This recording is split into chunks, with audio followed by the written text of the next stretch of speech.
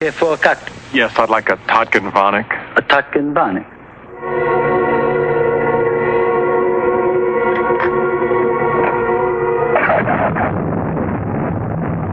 So you talk about the plant. Everybody know what the plant is. The plant just short for plantation. Those are scenes from 3 overlooked video cassettes that we think you might enjoy renting. 3 of 8 good movies we'll be recommending on this new special edition we're calling At the Cassette Store, Part 3. I'm Roger Ebert, film critic of the Chicago Sun-Times. Yeah, and I'm Gene Siskel, film critic of the Chicago Tribune, and this is the kind of sequel that you should see. We're giving you another one of our most often requested special shows, fine movies that we think you are overlooking when you rent films to look at home. Either that or your local video cassette store isn't stocking them, and that can be a big problem. Mm-hmm. So if you see something on the show that you might want to rent, tell your video cassette store to give it to you. Now, Roger begins with a comedy that surprises me if it isn't being rented a lot, because I loved it too. Are you sure this isn't being rented a lot? This movie is not exactly overlooked as a video cassette, but I put it in anyway because it was so overlooked as a movie. It flopped at the box office, and I thought it was so funny that I think there might still be some people around who haven't caught on that they might enjoy it at home. In any event, it's called Mickey and Maude, and I thought this was one of the funniest comedies of a couple of years ago, from director Blake Edwards and actor Dudley Moore, the same team who made a big hit called 10. This one wasn't as big a hit, but I thought it was funny and painful at the same time, as it told the story of how Dudley Moore earnestly and sincerely, and with the best intentions in the world, found himself married to 2 different women at the same time, and both of them were pregnant with his child. Here's a scene at work where he tells his boss some of the logistical difficulties that he's going through. Well, I put in 10 hours a day with Mickey, 10 with Maude, 2 for the show and 2 for transportation. When do you sleep? Oh, I never stop sleeping. Maude thinks that my shift begins here at 5:30 a.m. Mickey thinks that's when it ends, so Maude insists we get to sleep at 8 so we can get up at 4. Mickey stays up till 6 so we can sleep till 2. I mean, I'm getting too much sleep altogether. Anyway, if I can keep from getting bed sores and the San Diego freeway doesn't collapse, this is going to work. Now, there are a lot of slapstick scenes in Mickey and Maude, but I love also those scenes like that one, where he's just talking so earnestly and so sincerely about the real problems of being married to 2 women at the same time. Mickey and Maude co-starred Amy Irving and Anne Reinking as Dudley's 2 wives, and some of the scenes, like the one in the incredibly crowded doctor's office, are really classic slapstick. They're right out of the Marx Brothers. Dudley Moore may be the only actor who could have pulled this movie off, because even though he acts like a slime, you can see he's got a good heart and he's really trying to do the right thing. I'd actually say they're out of Jacques Tati in the sense that the timing is absolutely impeccable. If people just cross a second sooner, they're going to see each other and all hell's going to break loose. This is one of the most impeccably timed films, very funny. Yes, now, I got a lot of angry mail when I gave a positive review to this film, people saying it's immoral being married to 2 women and having babies at the same time. I'd say, come on, this is just a movie. That's the whole soul, I think, of this movie, is that not only is it immoral, which I agree with, but Dudley Moore would agree with that, too. He doesn't know how he's married to both women at the same time. He got into this by trying to do the right thing and winding up way in over his head. I know, but I would say, come on, sit back and laugh. This isn't a marriage manual. This is a movie, okay? Now, my first choice of a film to rent is a little more gentle but no less funny film. It's called Comfort and Joy, directed by the wonderful Scottish filmmaker called Bill Forsyth. It's the story of a mild-mannered disc jockey who gets caught up in, of all things, an ice cream war. A war between soft ice cream manufacturers. Now, right there I'm laughing, including a company that he has to operate with little trucks called Mr. Bunny. This involvement leads to problems with work at his boss. Alan, you have not been yourself lately. No, that's just the point. I wasn't myself before when you thought I was myself, but now I am myself. Or very nearly. I don't follow you. I told you, I'm changing. I had to. My life was the wrong flavor. Like my whole life was the wrong ice cream. It needed a new flavor. Ice cream? You see, I was raspberry when I should have been vanilla. Do you get it? Oh. Alan, does this Mr. Bunny talk to you a lot? I talk to them all. I see them all. I'm helping them. They need me. Them all? Yes, I needed to care for something, to get involved. That's exactly what a boss wants to hear in the morning when you come in. I think my life is more raspberry than vanilla. At that point, you're out the door. This movie is light as a feather, as you can see, and sweetly funny. Bill Forsyth, the writer-director, has been called the Scottish Woody Allen. Well, I don't think it's stretching it to say that in the case of Comfort and Joy, that's a compliment to both of them. This is a sweet, very funny film. We could go ahead and mention two other movies that he made, Local Hero and Gregory's Girl. Bill Forsyth has such a gift for finding these ordinary people outlying areas of Scotland doing strange things. Right. And even though you might think we had nothing in common with them, actually we can identify with them right down the line. They're so human. Very funny. The point is, if you see Bill Forsyth's name on a cassette, rent it. Next at the movies, this year's winner of the Best Actor Award gets involved in a scientific experiment that makes a monkey out of him.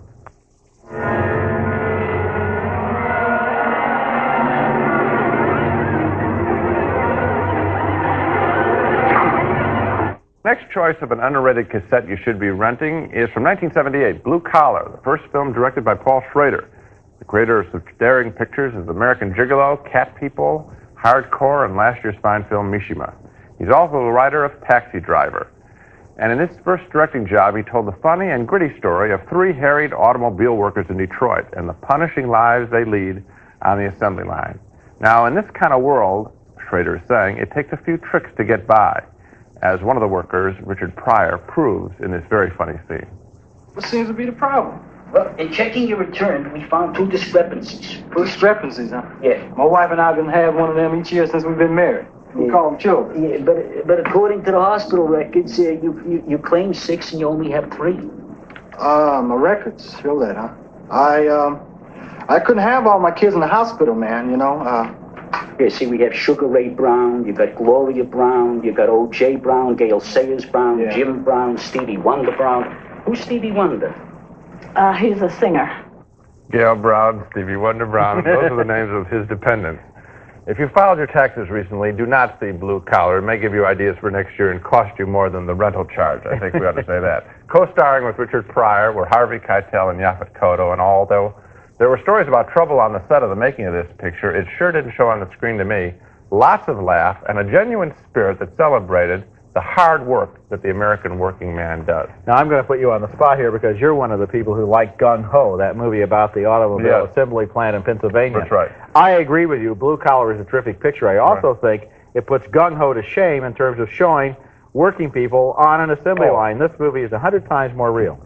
It is 100 times more real, and it is tended to be 100 times more real. That's the difference. Okay, but it's also a better film. And funnier. Okay, but I still like Gung Ho. Okay, and we're not talking about Gung Ho, we're talking about renting Blue Collar. Okay, and so my advice is rent Blue Collar and don't rent Gung Ho. My next choice for overlooked video you do with this guy? is Altered States, a 1981 movie that starred this year's Oscar winner William Hurt in one of his best performances. Hurt plays a scientist who's experimenting with those sensory deprivation tanks. You know, it's totally silent, completely dark. You sit in a tank where you float in the water, and eventually you lose all touch with reality. You must have done that just before the show. Very funny. Now, his problem is that he begins to regress back to the very dawn of time, back to the moment of creation, and then Hurt reproduces the whole evolutionary trail, what you do every morning when you wake up, right up and to the point where he has regressed to an ape-like ancestor of early man.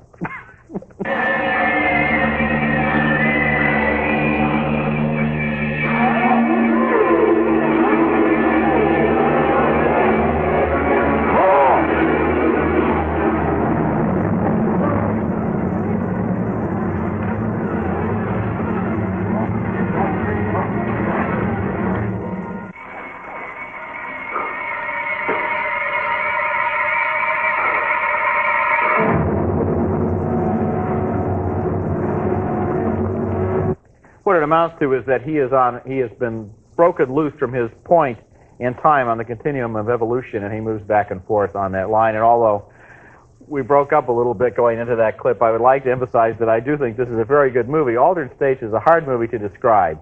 It's a serious character study, but it's also a thriller and a special effects movie, and at times it's even a farce, as in William Hurt turns into a monkey and goes to visit the zoo. There are times when we think we're looking at the intellectual version of The Incredible Hulk.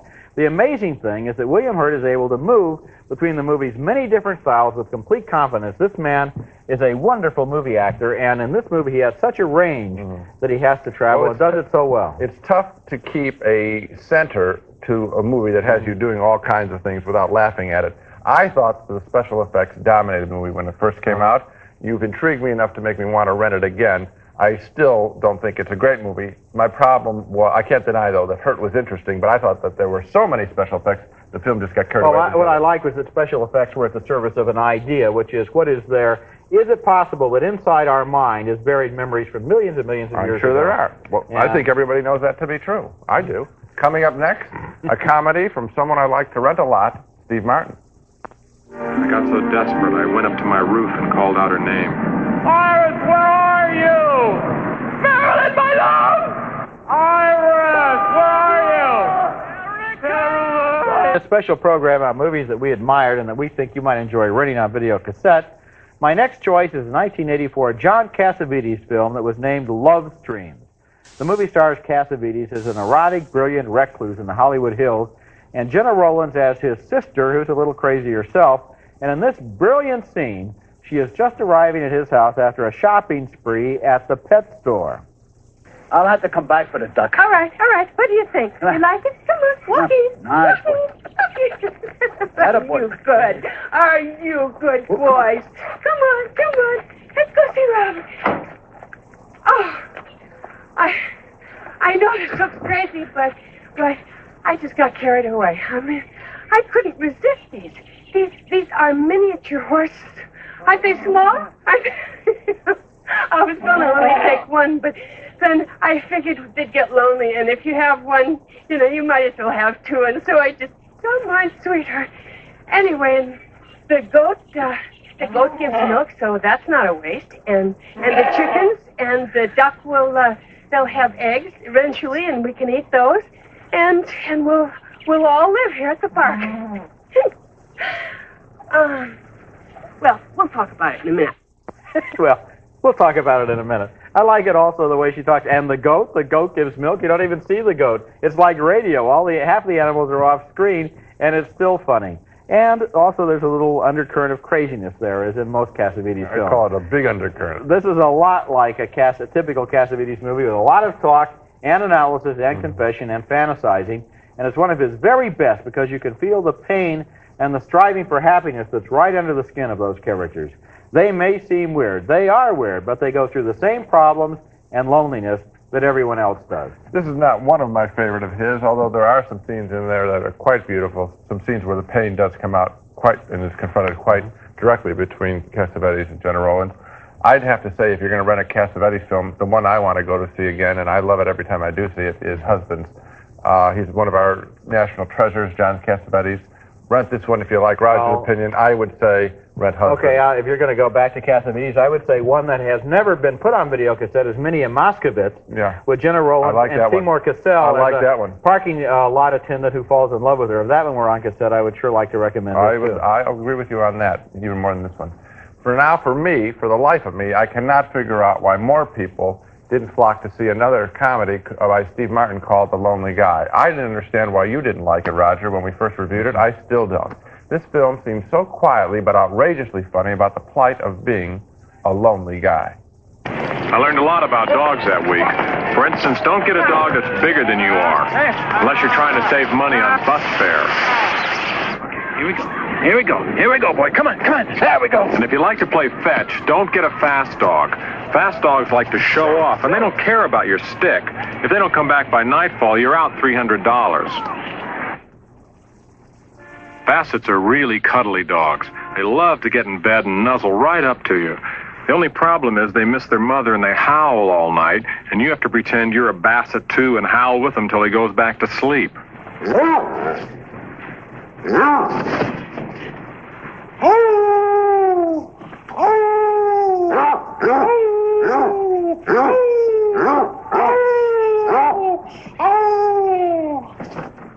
That's very funny stuff. And of course, there is a scene where there's some more howling in the film, where they all the lonely guys in this one city are howling to each other on the roof. But my favorite line in that movie may be, "Don't get a fast dog." There's a great supporting performance in this film by Charles Grodin as another lonely guy. Maybe nobody wanted to see this film with that kind of depressing title. But if they did, they had a lot of laughs, including the classic scene where Steve Martin nervously decides to dine alone, goes in with a book into a restaurant like a lot of single people have. As he walks into the restaurant, he sits with a spotlight, which is just what you don't want to see. That's just like me. I always make sure I have a newspaper or a magazine or something. You know, you're in a restaurant, you're saying, I'm not really here to eat. Yeah. I'm really here to read, and I just happen to have a plate in front of me. That's a wonderful film. Why didn't you like it more? It just didn't work for me. I like the scene where they're all the lonely guys are on the rooftop calling to each other, lonely guy, but the movie I didn't think it all worked together. You rent this again, will you? Okay, I'll think about it. Next at the movies, a movie about a Utah gas station attendant who claims that Howard Hughes has left him a fortune. I'm Howard Hughes. Well, you know, listen, I believe anybody can call themselves whatever they want. An overlooked cassette that you should rent is a fine French film about two women struggling after World War II to find their own identity as women, as wives, as working people. Isabelle Huppert and the actress known simply as Miu Miu finally get their act together and open a fashion boutique in Paris, only to enrage Huppert's jealous husband. Gin.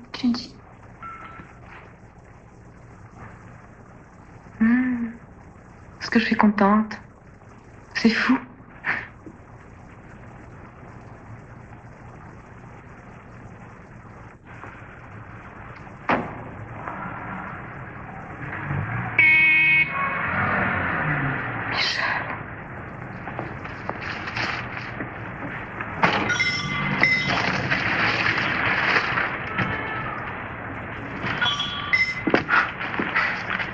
Qu'est-ce qui t'arrive?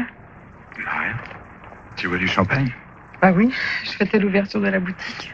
T'en veux?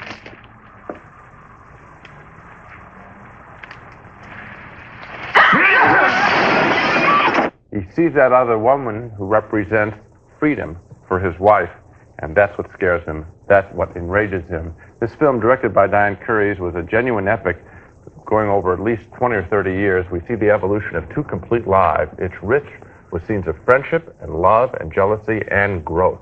It's one of my favorite films of the last few years. I'd like to watch it anyway, anywhere, on cassette, in a theater, projected on the wall of a cave. It's that good.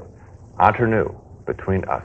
It's fascinating the way it shows how lives move in directions that are often determined just by one or two little chance things that happen right at the beginning that mean that one road is followed rather than another. And Roger, isn't it amazing how a film, and this always amazes me when it works, in 2 hours, whatever the running time of this film is, can capture 20 years, and it seems like it is actually in real time. A long time has gone past. It's a good movie. I have a thing about slice of life movies. I guess that is a real wild slice of life, and of course Love Streams, which we just looked at, was a slice of life too.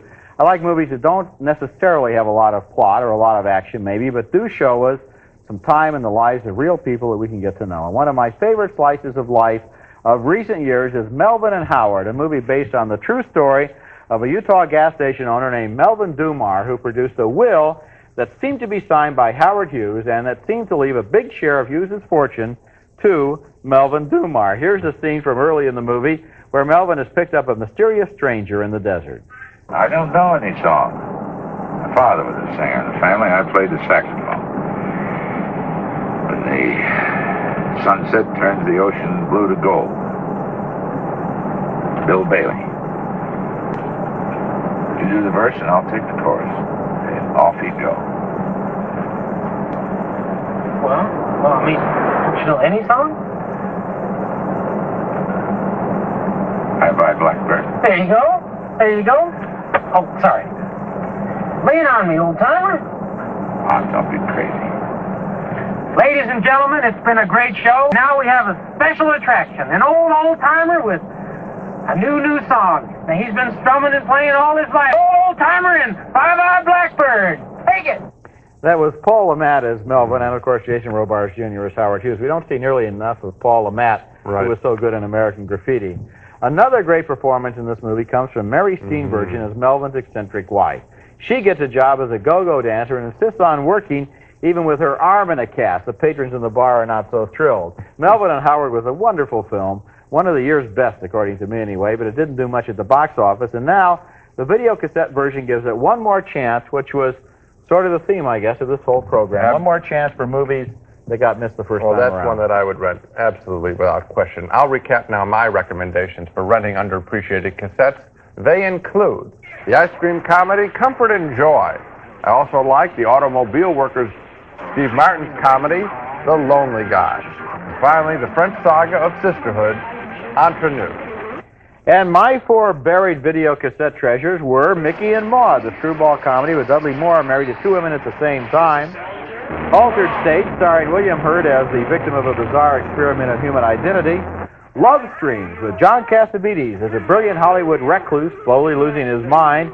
And Melvin and Howard about a gas station owner who almost becomes a millionaire. Okay, of all those 8, which one went first? My pick would be Blue Collar. I think I'd probably go with Altered State.